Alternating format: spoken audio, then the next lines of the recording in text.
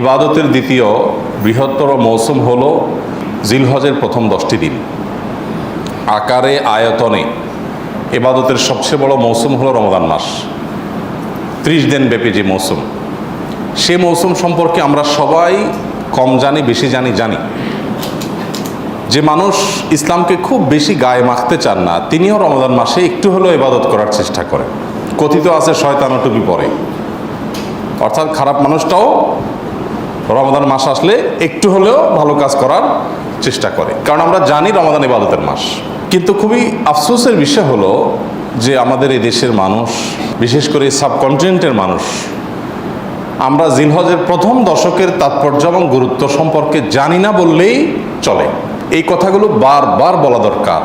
আমি আপনাদেরকে উদাত্ত আহ্বান জানাতে চাই, আপনারা এই কথাগুলোর ফেরিওয়ালা হয়ে যাবেন, এই কথাগুলো অন্যের কাছে পৌঁছে দিবেন। জিলহজের প্রথম দশক ইবাদতের যে অন্যতম বড় একটি মৌসুম এবং সুবর্ণ একটি সময়, মহামূল্যবান দামি একটা সময়, সেটা মানুষকে জানাতে হবে। এটার পর্যালোচনা, এটার চর্চা, এটার প্রচার, এটার প্রসার বাড়াতে হবে। আমরা অনেকেই জিলহজের প্রথম দশকের এই গুরুত্বপূর্ণ ইবাদতের সময়টাকে হেলায় নষ্ট করে ফেলি, হেলায় হারিয়ে ফেলি। আল্লাহ তাআলা আমাদের সবাইকে এই বছরের জিলহজের প্রথম দশককে সর্বোত্তম সুন্দর ব্যবহার করার তৌফিক দান করুন। মুহতারাম হাজরিন, কোরআনে আল্লাহ রাব্বুল আলামিন তার কিছু সৃষ্টির নামে শপথ করেছেন। আল্লাহ তাআলা কখনো চন্দ্রের শপথ, কখনো সূর্যের শপথ, কখনো সকালের শপথ, কখনো যুগের শপথ, বিভিন্ন সৃষ্টির শপথ আল্লাহ তাআলা কোরআনে করেছেন। আল্লাহ তাআলা তো শপথ করার দরকার নেই। শপথ মানুষ তখন করে যখন কোনো এমন কথা সে বলতে চায় যেই কথাটা অন্যদের কাছে অবিশ্বাস্য হতে পারে, তখন সেটার বিশ্বাসযোগ্যতা সৃষ্টি করবার জন্য মানুষকে কি করতে হয়? শপথ করতে হয়। তো আল্লাহ সুবহানাহু ওয়া তাআলার কোনো কথা, সেটার বিশ্বাসযোগ্যতা নিয়ে চুল পরিমাণ কোনো প্রশ্ন ওঠার সুযোগ আছে? তাহলে তিনি কেন শপথ করলেন? শপথ তো আমি আপনি করবো, যে আমার কথাটা আপনি বিশ্বাস করেন না করেন, এই জন্য আমি শপথ করে আপনাকে বিশ্বাস করাবো। আল্লাহর কথা তো বিশ্বাস করা না করার কোনো অপশন তার কথাতে তো নাই। তাহলে তিনি কেন শপথ করলেন? তিনি শপথ করেছেন যেই কথাটা তিনি বলতে চাচ্ছেন, এই কথাটা তিনি না বলে যদি আমরা বলতাম তাহলে শপথ করে বলা লাগতো। এরকম সিরিয়াস বিষয়, এরকম গুরুত্বপূর্ণ বিষয়, সেই কথাটা বোঝাবার জন্য আল্লাহ তাআলা শপথ করেন। জাস্ট এই বার্তা দেওয়ার জন্য যে বান্দা, আমি যে শপথ করছি, শপথ করার পর যে কথাটা বলবো, তোমাদের সবার পূর্ণ মনোযোগ দাও, দিয়ে তোমরা শোনার চেষ্টা করো যে আমি শপথ করে কি বলছি। আল্লাহ সুবহানাহু ওয়া তাআলা শপথ করেছেন কেন? এই কথা বোঝাবার জন্য যে বান্দা, আমি শপথ করে যেই কথাটা বলতে যাচ্ছি, এই কথাটা তোমরা কেউ বললে কিন্তু শপথ করে বলা লাগতো, এত বড় ব্যাপার। অতএব তোমরা বোঝার চেষ্টা করো যে শপথ করে বলা জিনিসটা আর সাধারণ বলা জিনিস একরকম না, এটার গুরুত্ব অনেক বেশি। এই গুরুত্ব বোঝাবার জন্য আল্লাহ শপথ করেন, বিশ্বাসযোগ্যতা সৃষ্টি করবার জন্য আল্লাহ তাআলা শপথ করেন না, কারণ আল্লাহ তাআলা বিশ্বাসযোগ্যতা সৃষ্টি করার দরকার নাই।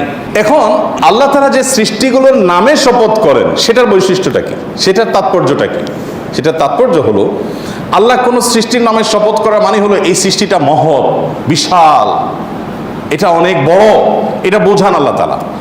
যেমন আল্লাহ রাব্বুল আলামিন ফজরের শপথ করেছেন, ওয়াল ফজর, এবং ফজরের শপথ, তার মানে অন্য নামাজের চাইতে এই নামাজের আলাদা তাৎপর্য আছে, এই জন্য আল্লাহ এটার নামে শপথ করেছেন। আল্লাহ সুবহানাহু ওয়া তাআলা শপথ করেছেন ওয়াস-সুবহ, সকালের শপথ, ভোরের শপথ, প্রভাতের শপথ। এর মানে অন্য সব সময়ের চাইতে এই প্রভাতের সময়টার একটা আলাদা তাৎপর্য আল্লাহর কাছে আছে। তো আল্লাহ তাআলা এরকম একটা শপথ করেছেন, ওয়াল ফাজরি ওয়া লায়ালিন আশর, ফজরের শপথ এবং 10টি রাতের শপথ। সূরা ফজর আয়াত নম্বর 2। এখানে আল্লাহ রাব্বুল আলামিন 10টি রাতের শপথ যে করেছেন, এটা কোন রাত? আমরা তো ফজিলতপূর্ণ রাত হিসাবে রমজানের শেষ দশকের রাতগুলোকে জানি, তাই না? ওইগুলো ছাড়াও আল্লাহ রাব্বুল আলামিন এই আয়াতে যে শপথ করেছেন, সেটা কিন্তু সেই দশক নয়। এই আয়াতের তাফসীর সম্পর্কে গোটা পৃথিবীতে আল্লাহর কালাম, আল্লাহর নবীর পরে সবচেয়ে বেশি বুঝছেন কে? আল্লাহ নবী সাল্লাল্লাহু আলাইহি সাল্লামের পরে কোরআনের ব্যাখ্যা সবচেয়ে ভালো বুঝতেন কে? আব্দুল্লাহ ইবনে আব্বাস রাদিয়াল্লাহু তাআলা আনহু। কেন ভালো বুঝতেন?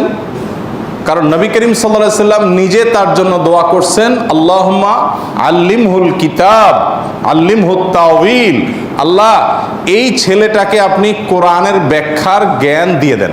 আল্লাহ এমন দাওয়াত দিয়েছেন যে ওনার ব্যাখ্যা ছাড়া কোরআন বোঝা এটা খুব টাফ। তো তিনি আব্দুল্লাহ ইবনে আব্বাস রাদিয়াল্লাহু তাআলা আনহু তাফসীর ইবনে কাসিরে এসেছে, তিনি ওয়ালায়ালিন আশ এর ব্যাখ্যায় বলেছেন যে 10টি রাতের শপথ আল্লাহ এখানে করে বোঝাতে চেয়েছেন জিলহজের প্রথম 10টি রাতকে। সেটা শুরু হচ্ছে সামনের এই সোমবার কিংবা মঙ্গলবার থেকে। এই 10টি রাতের শপথ আল্লাহ রাব্বুল আলামিন করেছেন। তাহলে আমরা কি বার্তা পেলাম? যে এই 10টি রাতের তাৎপর্য আল্লাহর কাছে এত বেশি যে আল্লাহর হাজার হাজার লক্ষ লক্ষ সৃষ্টির মধ্যে এই 10টি রাতের নামে শপথ করার মানে হলো এটা অন্য যে কোনো সৃষ্টি বা যে কোনো সময়ের চাইতে অনেক বেশি গুরুত্বপূর্ণ। তাহলে একটা মর্যাদা আমরা বুঝতে পারলাম। আমরা কি সেই মর্যাদাটা দেই রমজানের এই জিলহজের প্রথম 10 দিনকে?